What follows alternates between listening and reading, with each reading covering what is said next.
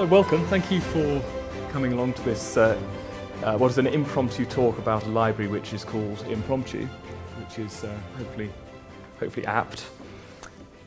What I'm going to talk about today is only really a single idea, to use a quite advanced feature of the Scala type system to apply it to a very specific domain of making async code. So think of call graphs, things which depend on other things that must be executed in some topological order, resulting in some value at the end ultimately. I'm not going to talk about a complicated framework with lots of features. I'm going to talk about just this one idea and how Scala has enabled that to be implemented.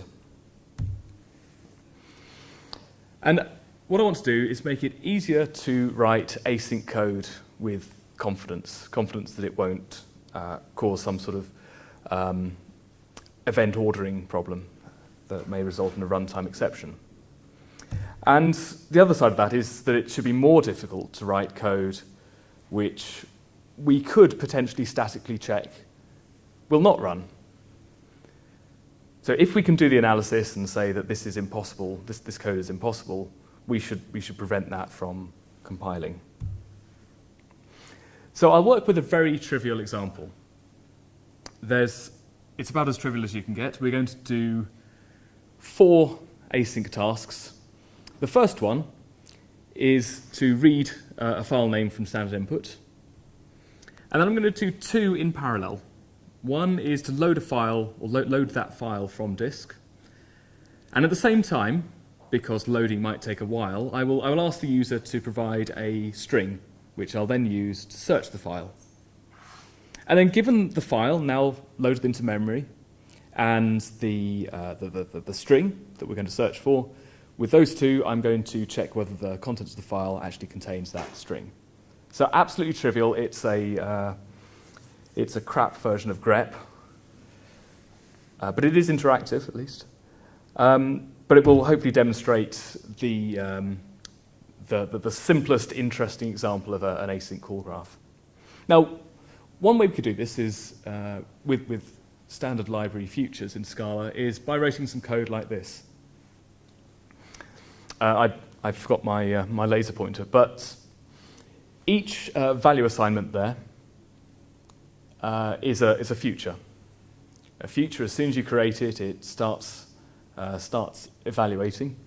But the val search and val source, they use map, because the future is applicative. We can take the value from the previously evaluated future, and with that, we can do some further processing on it. And we only start that further processing, obviously, when we have the value. The fourth line, val result. This one uses a useful method in future that will turn a future of a sequence inside out. Sorry, a sequence of futures inside out. That is to say, it will take a sequence of futures and turns it into a single future of a sequence of many values. And with that, we can map across that, just as we do with other futures. We can get a result out. So does anyone have any issues with this? By the way, I want to make this interactive. We're just a small group, so shout out if you have any concerns with this code. You're calling get? Yeah, I'm calling get a bunch of times. I'm uncomfortable with that. One of those gets is dealing with error handling. So reading the file from disk may throw an I/O exception. Now, I'm going to say, for the purposes of the rest of this talk, I don't care about exceptions being thrown. I'm going to say that that is an orthogonal problem. And there are multiple ways of solving that with types, and I will put that to one side. And the other one of those gets, because there's two in sequence, is the one that I want to focus on, the problematic one. The other get is assuming, it's making a bold assumption that the previous future has completed. Now we can look at that code and we can say, well, we're using map. We know that calling get on this source.value, that's going to be fine, because we can see that that can only possibly have happened if we have already done the computation. That get.get is inside the map. So we can do that analysis on a simple example like this, and we can be confident that this will not cause any sort of evaluation order problems. But the compiler's giving us no help. We could call get.get outside there, and we would be in trouble. So can we do better? Of course we can. By the way, these I only very quickly glanced through these slides before I walked up on stage, and I haven't seen them for a month, so every slide is a little bit of a surprise to me. So I'm going to look at this and analyze what I've done here. Okay, so I'm still using futures, but I've written my result in a way which maybe could be a little bit safer, because I'm only ever using values. I've removed those gets. I'm only ever using values which are part of the lambda that is being applied, the sequence of search val and source val. So that's good. I no longer have this risk that I'm accessing I'm no longer calling this dangerous get method, where I could be accessing a value which is not completed. But I've got a new problem now. So the new problem is that, well, maybe it's twofold. There's the obvious one, which is those horrible as instance ofs.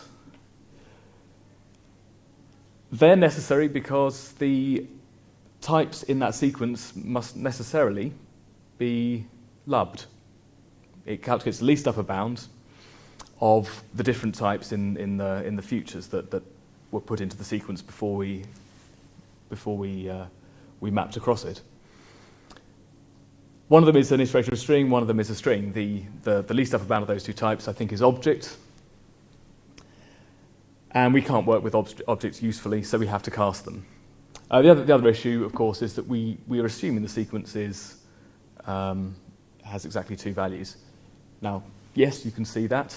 Yes, we can, without too much trouble in this simple example, look at the code and see that it is safe. But we feel like we're playing with fire here. So I'm not satisfied with this either. So maybe the answer you're all thinking of to begin with was just to use a for comprehension. And this is better. This is undeniably better. But can anyone tell me any issues with this? This is a more complicated question. Parallelism, yeah. So the issue with parallelism is that these are executed in sequence. We do not start reading the source file until we have finished getting the search string from the user. So this is a missed opportunity for parallelism. In this example, I mean, it's not going to be any significant cost, but in a large system, a large call graph, there are opportunities for parallelism that we want to take advantage of. So can we do better? The implication maybe is that we can. Oh, by the way, people often point out that, well, why not just assign the search and source to values in the assign them to values before you. So you create the futures before you you start mapping across them, or flat mapping across them. That is a solution, but you do have to decide where you start the evaluation. So you can only start the evaluation at the point where you have references to all the things you've already evaluated. And it won't necessarily be obvious to you in a complicated call graph what is the optimal position. So in this example, yes, you can probably think of where you would put those, where you would create those futures. But we need to scale this, and the overhead for thinking about it and analysing it is, I think, too high. So Impromptu, this is a library which I hope will go some way to making this easier, would write it like this. Now, you can look at this and think, well, it looks a bit similar. We've got these four vals being created again. We're seeing async instead of future. And you're probably noticing these glaring implicit env parameters. So just ignore them for now. I'm going to tell you about them later. But the evaluations inside each of these asyncs, you can see they each refer to the previous async values by name. And you're probably wondering, why on earth is this better than anything we've seen before? And there's no evidence there that it is. In fact, it is more verbose. But this will not compile. Now, the difference between this and the previous slide, can anyone spot the difference? So there is no reference to source in result. So let's look at that fourth assignment there. Val result equals async after search, and then we're doing source parentheses dot contain search parentheses. The compiler will complain that you're trying to access source when it's not available. I won't tell you the exception you get, or the error you get, but this will not compile, and the caret will point to that source application. And this is what we want. This is stopping us from compiling something which we can't, or we haven't guaranteed will work. We're trying to access the source value without knowing for certain that it has been evaluated. And I should say that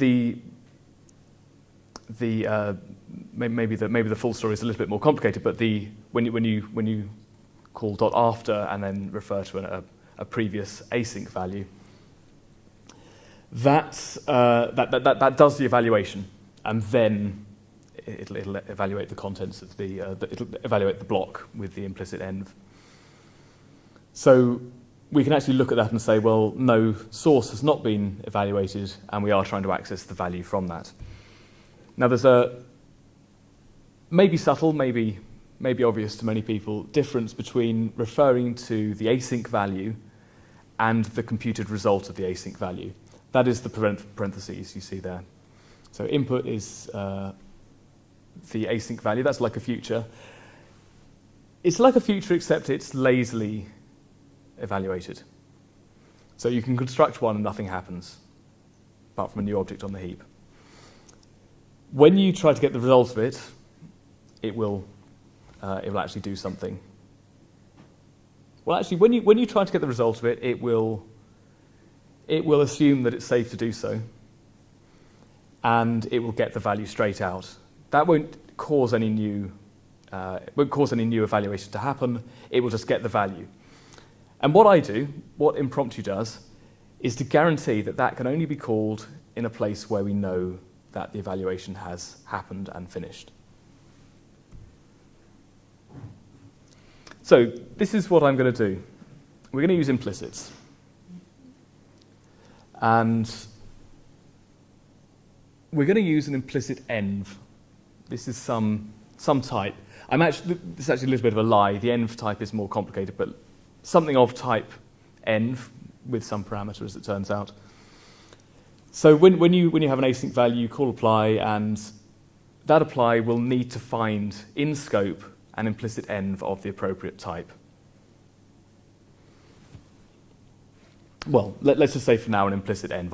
I deliberately removed the complexity around env, and so it looks simpler.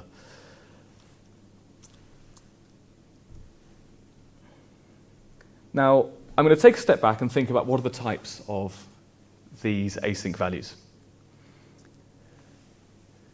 Well, if they were futures, there would be a future of string, a future of string, a future of iterator of string, and a future of Boolean. So the second type parameter is the same as it would be for a future. The first type parameter is what we're going to look at. And this is the complexity, and this is where the dependent typing comes in. We are going to infer a type for that allows us to add the constraints, to encode the constraints of the async graph in the type. And that type we infer will go in the first parameter position in the async class. So what are we actually trying to do? We're representing a graph. And for each node in the graph, each task, if you like, we are interested in the dependencies. And these are a set. We've got incoming edges into the node. They're not ordered. They aren't duplicates. There aren't duplicates. So they are sets. Now, Scala at the type level has a lot of ways of representing some interesting data structures. H-lists are one thing we can represent, but these are ordered. They can have duplicate types in the H-list. We want something that's actually simpler, and we can use an intersection type. I've hit the punchline early. Let's take it slower. So for each async value we create, we can associate with that a singleton type.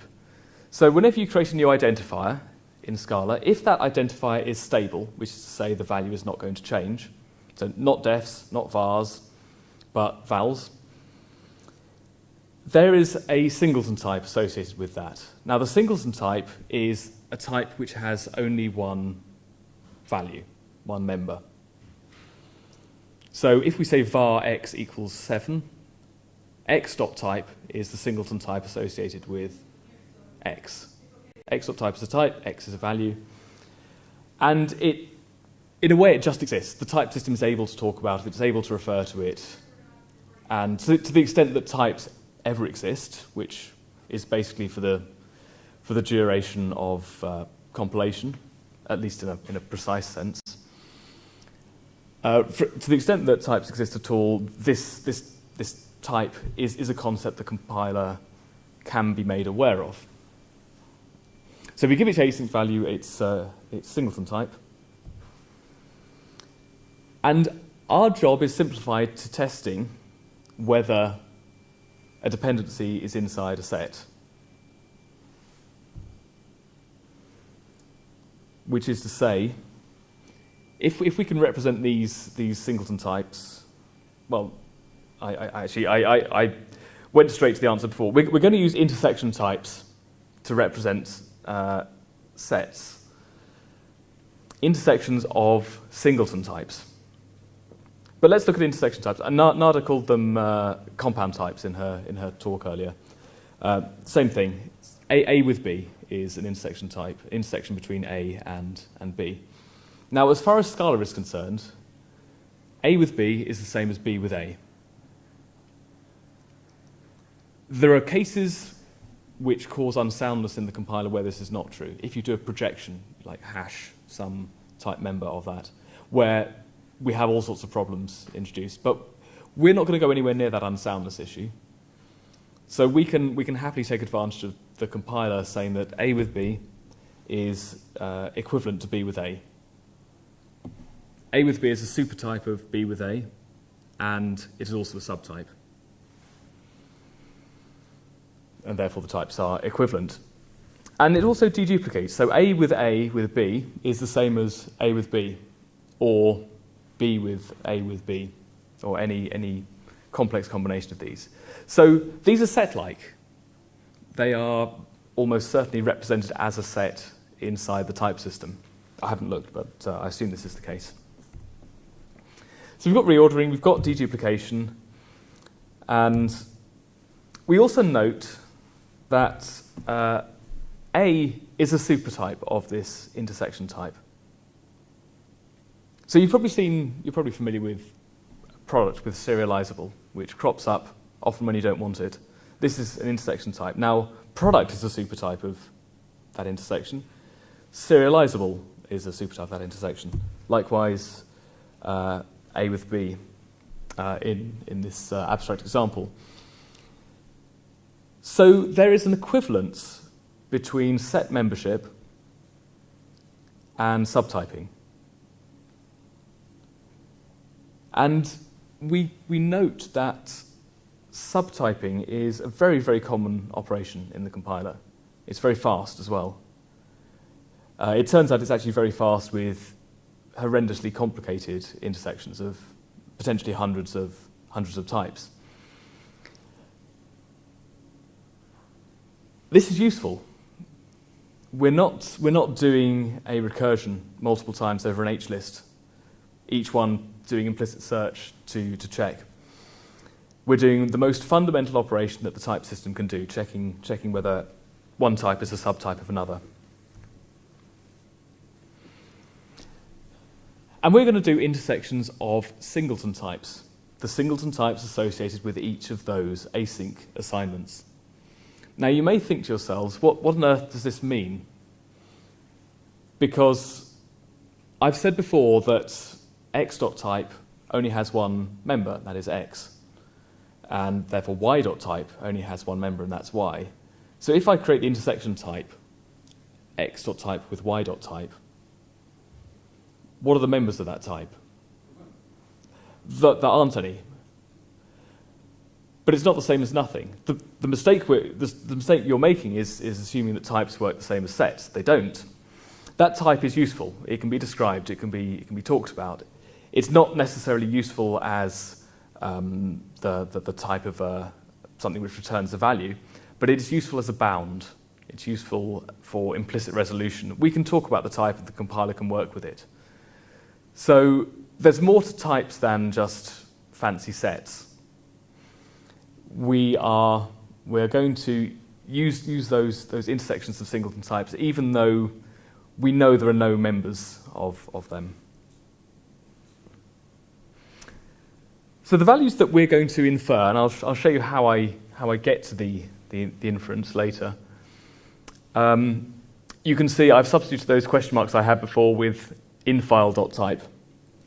So basically, whatever appears in the after method, infile there, infile again, I can't see it, search after search and source, we construct and we infer that intersection type. The way the inference happens is complicated, so I'll explain that, but that is what we want to do.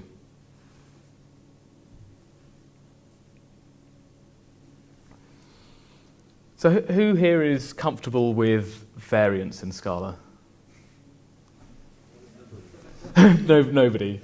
Yeah, it messes with your mind when it gets complicated, but I think the biggest problem is that you're often counting the times that you have contravariant types or contravariant positions in your type, and every time it flips, and you have to count the number of times it flips.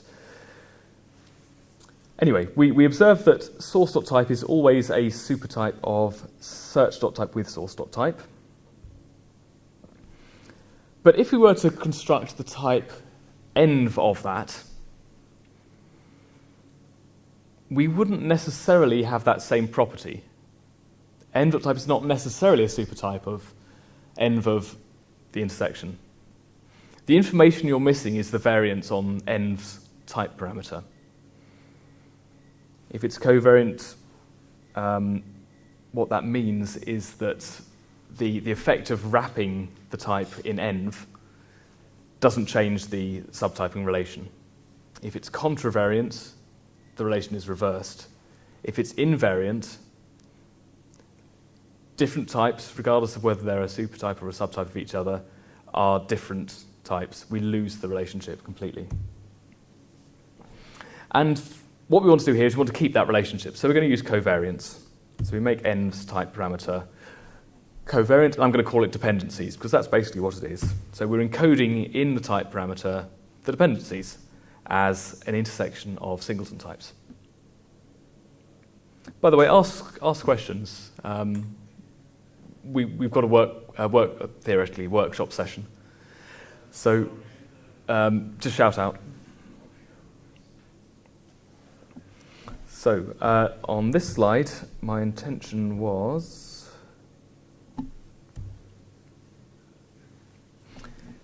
right. So this is focusing on that result async value that we're creating there. We've got the type explicitly written there,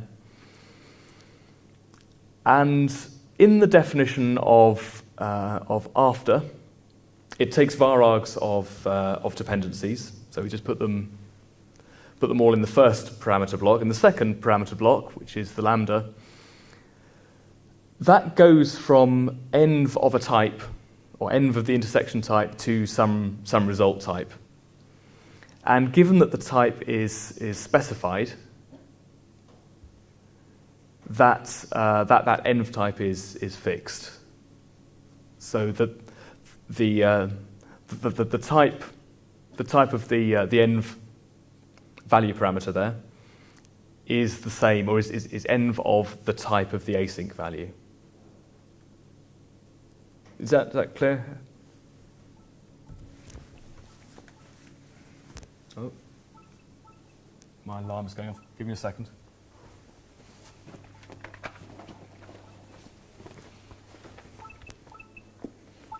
Think up a good question. Any questions? No? Sorry. Okay. So we have this supertyping relationship, and remember that apply method. I said it needs to have an implicit env of the value you're trying to get. We're trying to do the set membership test on the dependencies. We're trying to say, has source definitely been evaluated? Which is to say, do we have in our environment, in scope, an env of an appropriate type? And an appropriate type is one which is a subtype by covariance, is a subtype of the one we're asking for, and we are asking for env of source.type. So that is where that's where that implicit env comes in the lambda. If that is in scope, we can access source and we can access search, but we can't access some other random async value. Now you'll notice also that if you try to access source outside of an async block, you obviously wouldn't have an env in scope.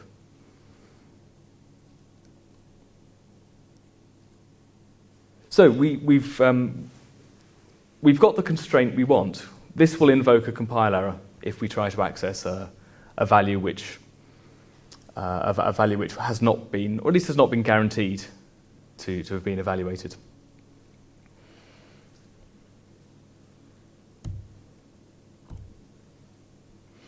Now that was all explicitly typed, which is fine, but it's a lot of work to write all that. I mean, that was so much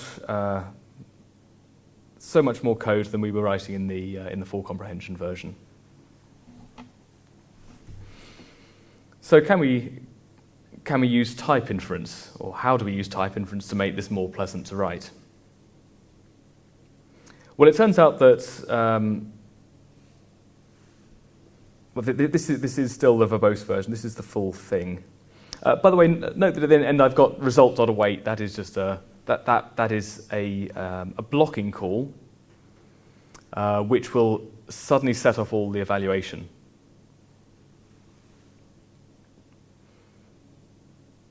So until we execute that await, nothing happens. So the types you see ascribed to each of these vowels. Each one of those is we want to find a way to infer that. And obviously, the type on the left-hand side is dependent on the expression on the right-hand side. So we need to make sure the expression on the right-hand side has a return type that we can use. So the expression is a call to the after method. There is the definition of the after method. As I said before, there's var args of dependencies.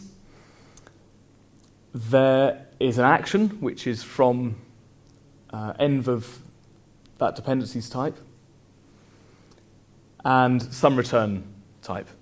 Now, I don't know if you know how inference works between parameter blocks in Scala, but what Scala does is it looks at each parameter block in turn. So for the first one, it says, well, I've got these dependencies, there's potentially many of them, and it'll look for the best type which satisfies all of those values. That is the least upper bound.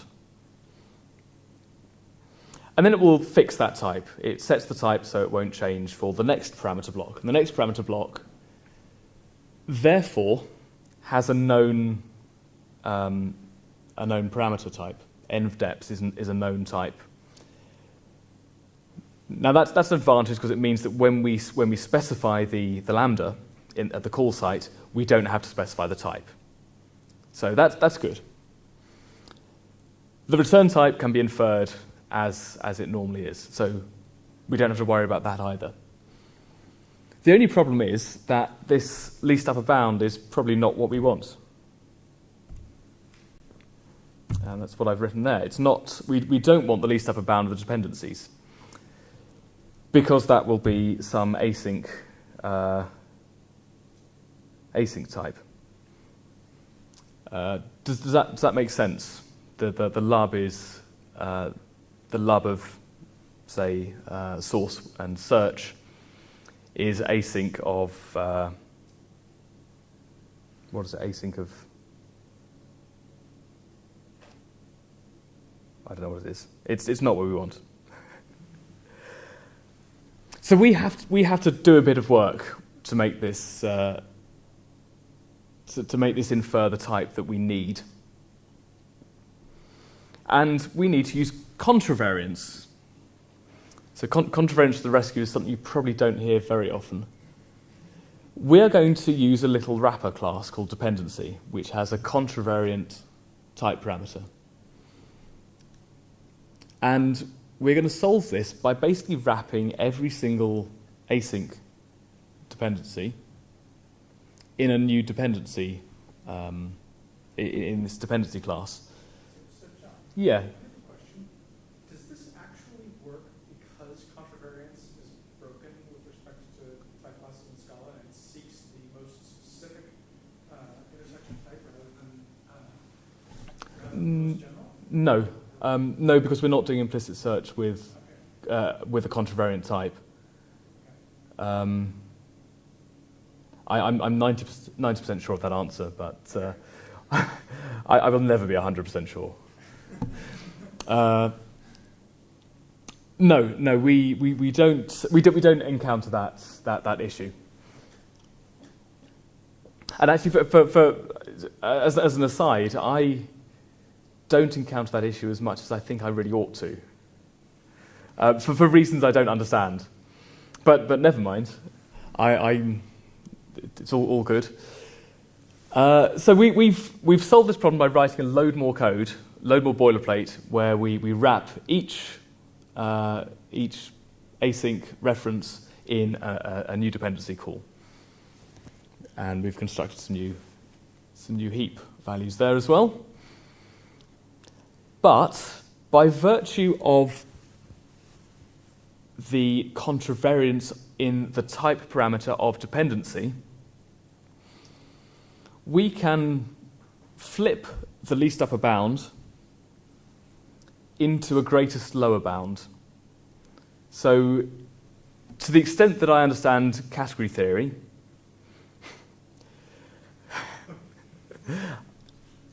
the least upper bound is the categorical dual of the greatest lower bound in the same way that contravariance and covariance are categorical duals. Don't correct me, I'm happy with this amount of understanding. Blissful ignorance, but I think that is sufficient to say that by the flipping effect that contravariance has, wrapping each of these values in the dependency class makes them contravariant. And so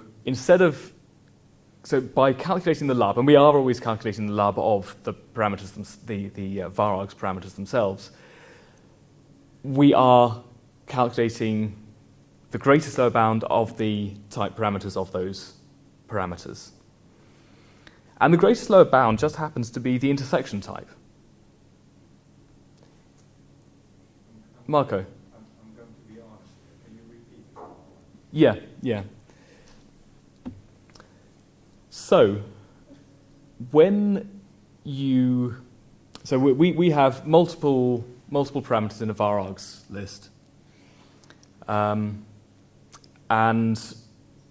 in all cases, Scala will find one type which is suitable for all of those parameters. It has to, because the type gets instantiated and must be suitable for all of the parameters. So it tries to find the least upper bound. I mean, it could find an upper bound. It could find any, for example, which would be an upper bound, but not a particularly good one. But it can't find it shouldn't infer a type as the least upper bound, which any of those parameters does not conform to. So least upper bound is what we're getting, and that is what the compiler does. That is not going to change. The problem is we don't want that. And what we are doing instead is calculating a least upper bound, not of the async values themselves, but of the wrapped types from those async values.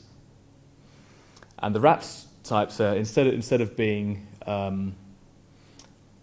source.type or being search.type, it will be dependency of source.type or dependency of search.type. Now, when you calculate the least upper bound of covariant types, it's just like calculating the least upper bound of the types themselves. But these are contravariant. And that flips the way the inference algorithm works. And instead of the least upper bound being calculated, it calculates the greatest lower bound. So I'll give you an example. Say, yeah. Okay.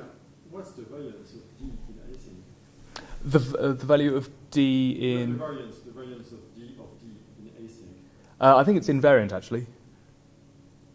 Yeah. So it's invariant, which means that... this is the thing I couldn't remember before, because the default way of inferring the value that would be inferred is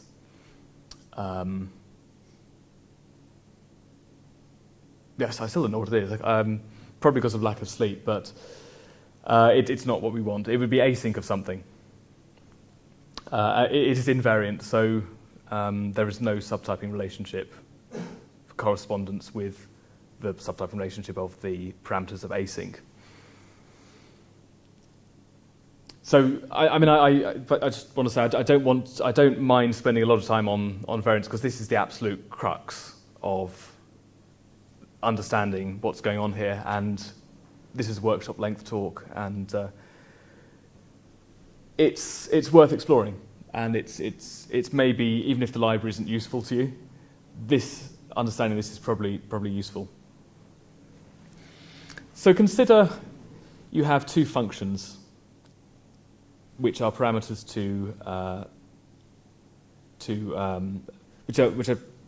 let's say we put two functions in a list. So the first one is a function from int to string. The second one is a function from, I don't know, symbol to string. What type gets inferred? So it's going to be a list of something. We've got two parameters. One of them is a function int to string. The other one is a function symbol to string. Well, it's a function of something to string. Now, everything is type safe in this example I'm giving. What is the only possible type what is the best type that we can specify or infer that would make those functions still functional? Functional in the sense that they will work when we give them a value. Nothing to string is a lower bound. So it would be. So the question is, what if we by putting these things into a list, we are loosening the type. We're losing precision on the type. So it's not going to be as good, but we want it at least to be. We want to at least avoid any type errors. This is fundamentally what the compiler is doing. So what it will infer is a function from int with symbol to string.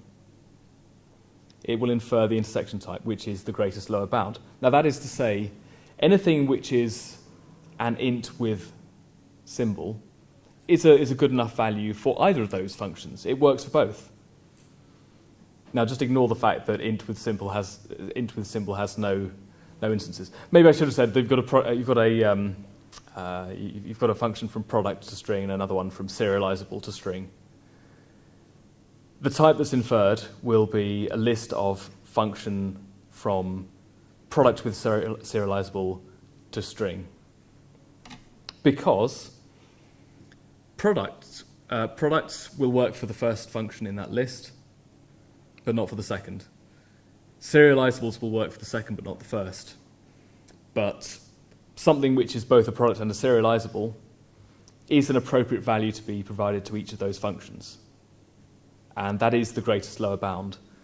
And this is contravariance. This is the contravariant parameter of a function, or a function 1. Did that get closer to giving you like a background explanation as to how the inference works and why the greatest lower bound is what it is? Yeah? Or no? Check. Yeah, okay, all right, good. So we've got dependency, which is like the function type, except it doesn't have the return type. We're just looking at the contravariant bit. And as you can see, the minus on the first line there is what makes that contravariant. So we've added more code, more boilerplate, but we've got the type inferred as we want. So my comment there is that D from the definition site gets inferred to be search.type with source.type. I've had to explicitly write source.type and search.type in there. Like I said, there is more boilerplate. But we are in type-safe land now. Type-safe with a lower t. I don't want to write that boilerplate, so I'm going to use an implicit conversion. Now this is kind of it's interesting that this works, I think. So I'm going to do that wrapping automatically. I'm going to have that boilerplate applied for me automatically. So if you think of if you try to understand the thought process, if we can call it that the compiler goes through to decide when to apply an implicit conversion. If you were to call this after method with search and source as parameters. They have the type async. They're not of the type dependency. So there's a problem. There is a type mismatch. And the compiler says, okay, well, are there any implicit conversions in scope that I can use to convert from one type to the other, from async to dependency? And the compiler will go and look, and it will find this auto wrap method from async of types it doesn't care about to dependency of a very specific type, which is the singleton type. So the return type of this method is parameterized on the singleton type of its parameter. Have you got that? And the implementation is the only possible one that works. And it turns out that this will work. Now the interesting thing about this working is that at the point the implicit is applied, the return type is, well, the implicit is applied for each one of these, but the return type is still refined further and further as each new parameter is encountered. And so this D parameter to the after method gets inferred to the intersection type. So I think it's kind of cool that you can do this. I mean, the maybe my expectation was that actually it would say that there would be some compile error where the compiler is not able to not able to find an implicit because of the complexity of applying this auto wrap method with a different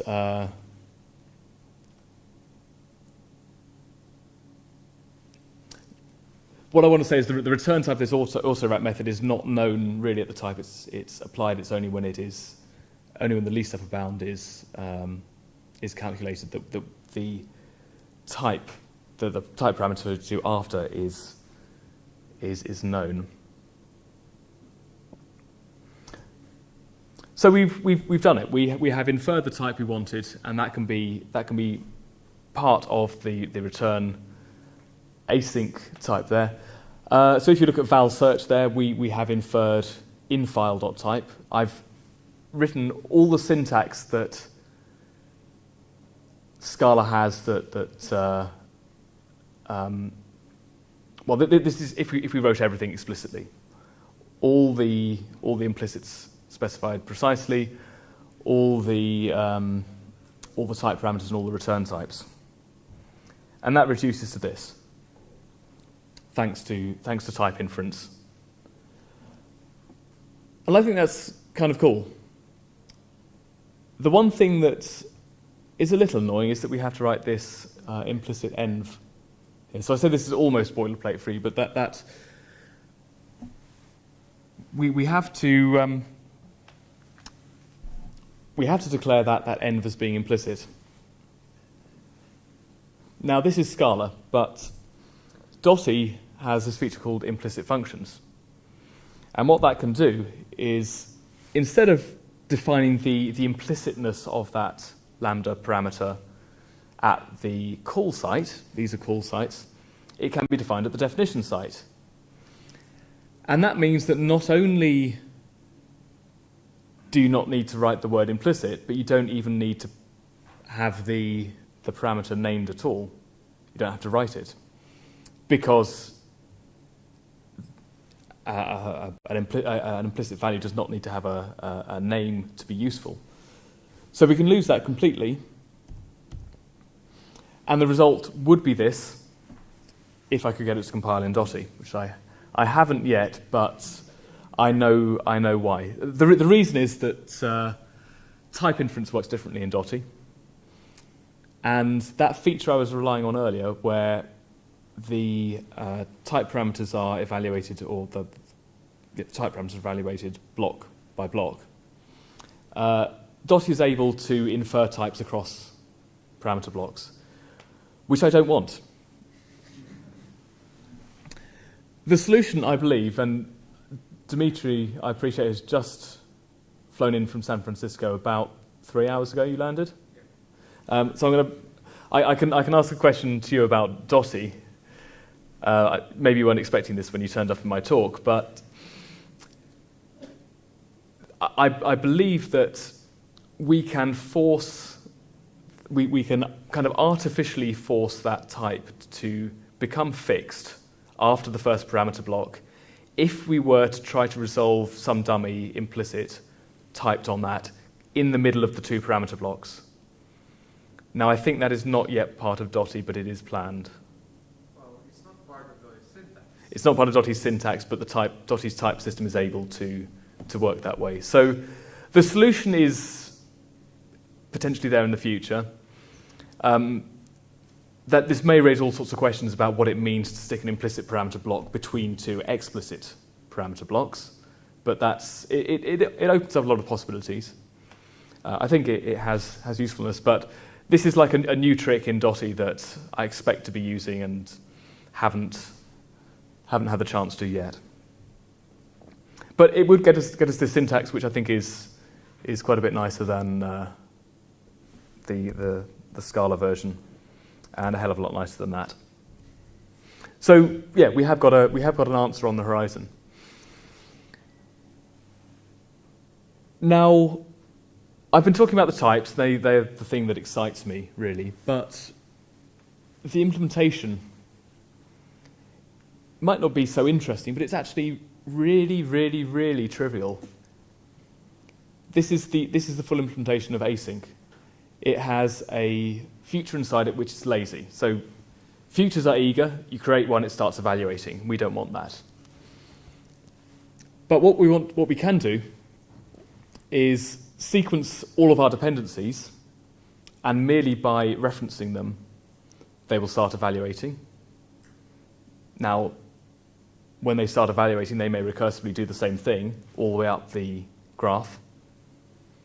And then when everything is done, like everything in the graph up to that point is complete, all of the incoming edges to that node are complete, we perform our action on the computation that we have defined for that async value.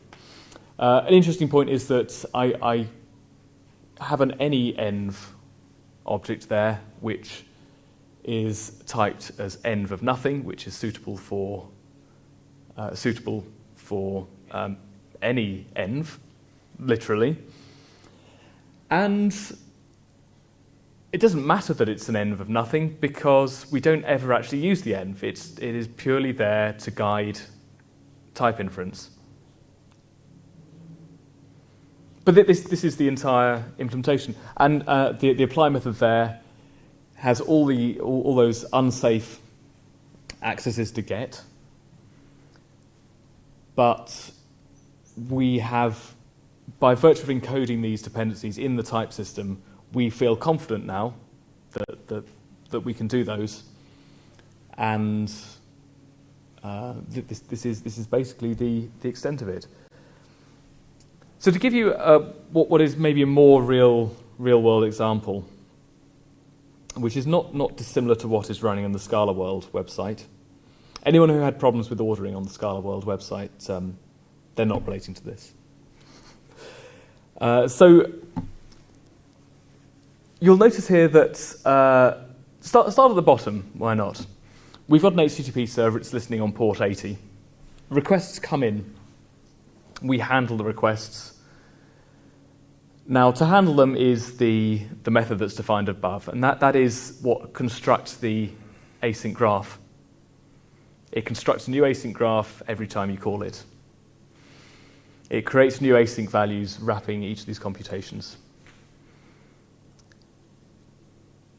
And at the end of that handle method, we return a final async value.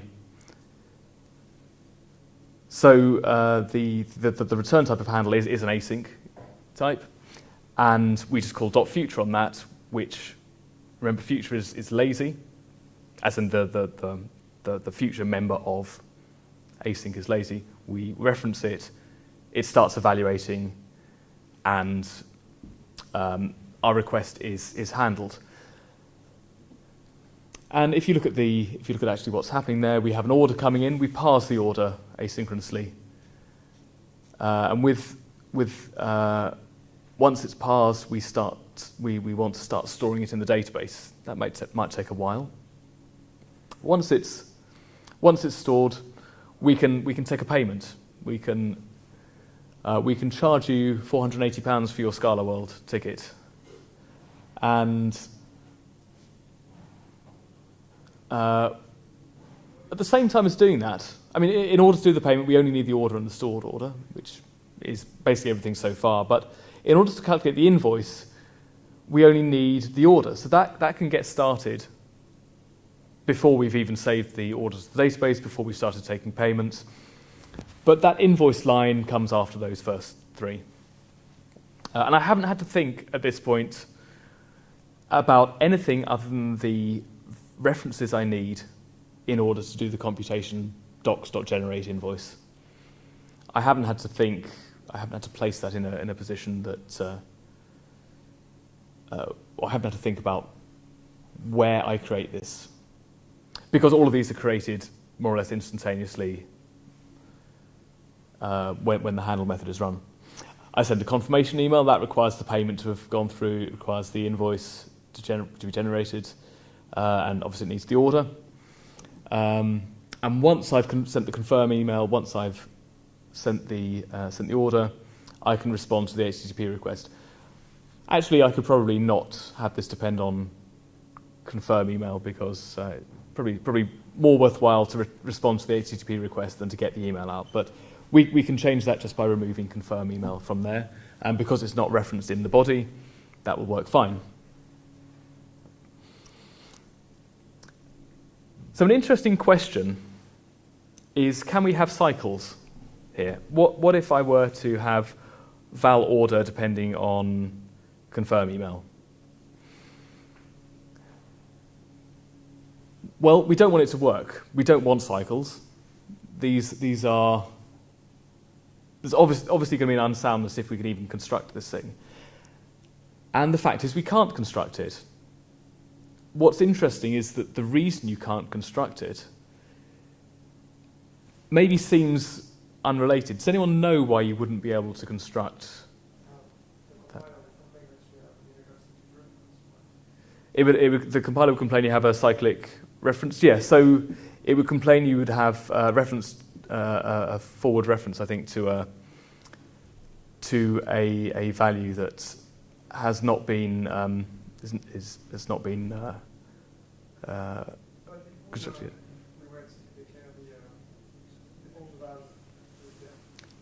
So if you were to, so if you were to defer them, well, let's make them lazy vals.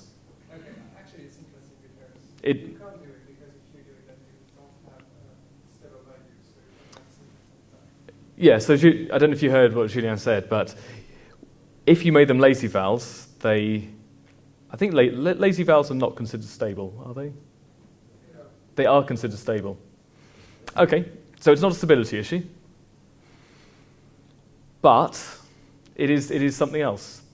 Yeah, Dimitri. You can just build a type to account. Okay, yeah, okay. Good idea. Let's write in all the types by hand. So maybe this is a solution. So we go and write all the types in. Now, what is the type of order, given that it now depends on confirm email? Well, the type has to itself refer to the singleton type from confirm email.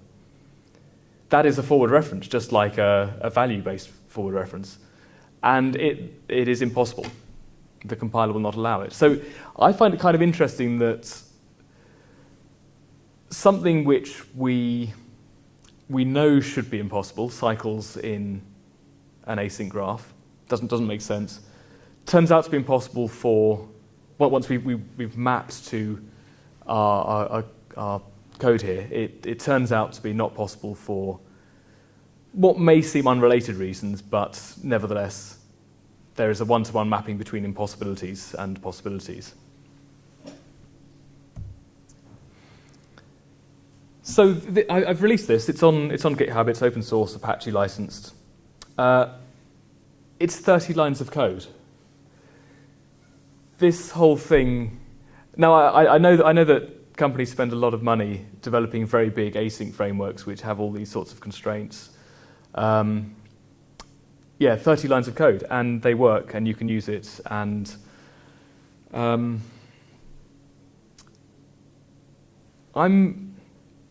impressed that it is possible in Scala. I'm encouraged by the fact it is so small. It implies orthogonality with other features. It means that it's going to be lightweight. Have a play around with it. Have a look at the source code. The source code is readable. I think I might have even documented it with comments. So 30 lines of code without comments. Is it? So apparently I have comments in my source code. Wow, I'm surprised. So it's probably about 60 lines with comments. Yeah. On my screen, I can fit about 100 lines in view at the same time, and there's room for comments. And there is source code which is actually fewer than 30 lines, but I compressed it a little bit to fit it on one slide. And that is it. I can answer questions anyone has on either Impromptu, which I don't believe has any users other than me, but I hope people will give it a try. But also the type ideas I've discussed. It's quite simple. So one of the first thoughts to make it useful, more useful, would be how difficult do you think it would be to add like a parallelism limit? A parallelism limit. So what I didn't tell you, well, I kind of did tell you. It's backed by futures. Yes. So it's using execution context. So work gets dispatched to the execution context in the same way as it would with futures. Yeah, but if you have async request, you have an execution context with 10 threads, you can still make 1,000 requests in parallel. You can, yeah. What I mean? So you think you could statically? I think, because just think, I will get the idea that instead of using static async each time, if I was using an instance in which I configure a parallelism value, probably instead of using future sequence, I can use something else to limit it. And then we have the case sometimes we want to make a lot of calls, and if you just want 10 at the same time, because the guy on the other side might not like it when you send 1,000 requests simultaneously, it would be really clean and simple. Potentially. I should probably point out, actually, an admission. I don't do much async code. I do simple stuff. I picked it as an interesting domain for this type of stuff. I mean, it did start with I had a need that was based on async graphs, but it's applicable maybe to other things. You could consider it monad-like. If you, I'm in a very hand-wavy sense. If you consider a monad a linear sequencing, this is graphical sequencing, where you are referring to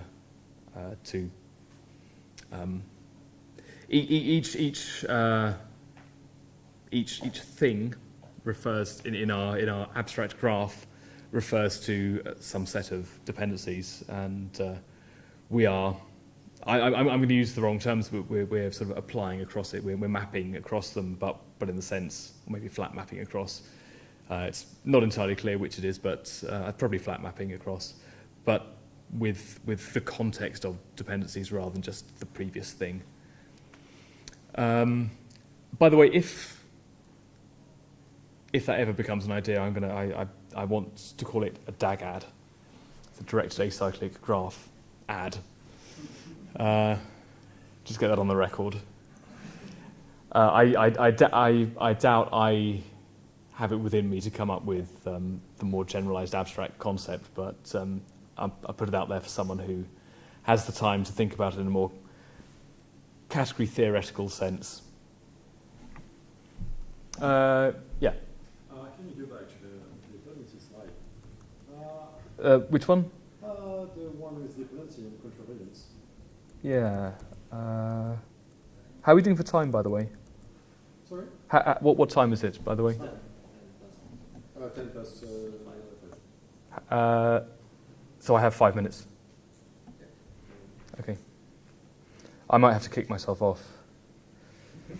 Yeah, no, just reorder. The one before? Class dependency, yeah. Perfect. Yeah. Everything there is much more that one is in the slide to make that work. And I'm just looking at your code, and that's definitely not that simple. This is a simplified version, but if I'm sure there is a lot of. I understand what you mean in the slide, but yeah, the code is trickier than that, and so I would like an explanation on what makes the code work. Oh, maybe we'll look at it later. Because I could bring the code up, but you'll have to point out where it's different. It's a while since I wrote the slides, but I may quite possibly have simplified them for the purposes of this. But I think all the fundamental parts are in here. But anyway, any other questions? Valentin. I wonder what it implies in terms of the Carrier-Howard isomorphism. Because basically, your intersections are antitypes. So they are isomorphic to false. Therefore, your functions are proving proposition like false implies something. I don't know. I don't know the theory well enough. Me neither. But I never have. Curry-Howard isomorphism is something which is absolutely fundamental to everything I do, and I never think about it. I never instantiate types, values of these types. So you, The types can be used in the compiler as bounds, as I said, as parameters to implicits, as parameters to other types. But in no place anywhere in here do I have a value of that type. I think maybe the Curry-Howard isomorphism. that's because you cannot prove a proposition that says false Yeah. implies something. Yeah, I couldn't write an implementation that returns a value of that type. It works. You do have value because of the contravariance. It does get value because of the range. Because none of this is going to be checked around. Yeah, but the value exists. No, the concerning type, the one that has no members, is erased. No, I think it works because. Oh, sorry. Chris? That type, yes, it is erased, but it's also entirely path. So all that you need is the intersection for just long enough to then partition it back out, right? So, and I think the variance does all of that work, just with that phantom. It never needs an instantiation. So I don't think that you're using false to prove a false proposition to prove anything. The compiler doesn't see actually that the type is false, and it doesn't know that nothing would be equal to the intersection of these types. So the proof you're building is actually valid proof, even if with more logic it would be unsound, because your Scala is not clever enough to figure it out. Then it makes your proof a valid ones. So there is maybe a relevant point here, which is that you can break this. There's nothing to stop you ascribing types where we replace these intersection types with nothing. We are relying very much on the fact that Scala will infer a type that we later use. And the unsoundness is happening back where it always was in that get method.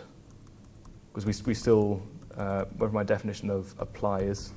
Did I go past it?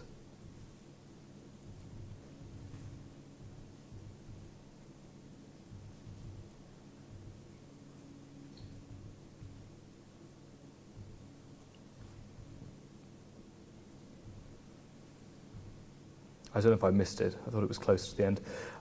But I still call get.get. That is still as unsafe as it always was. The code I've written is trusting that type inference has done what I know type inference does, which is to calculate the greatest lower bound as the intersection of singletons, and to use that type to ensure the constraints. There's nothing to stop you typing things as nothing, and that all breaks down. So maybe I've introduced an interesting concept where we're not talking about type safety, but inference safety, which is weaker than type safety. Pascal.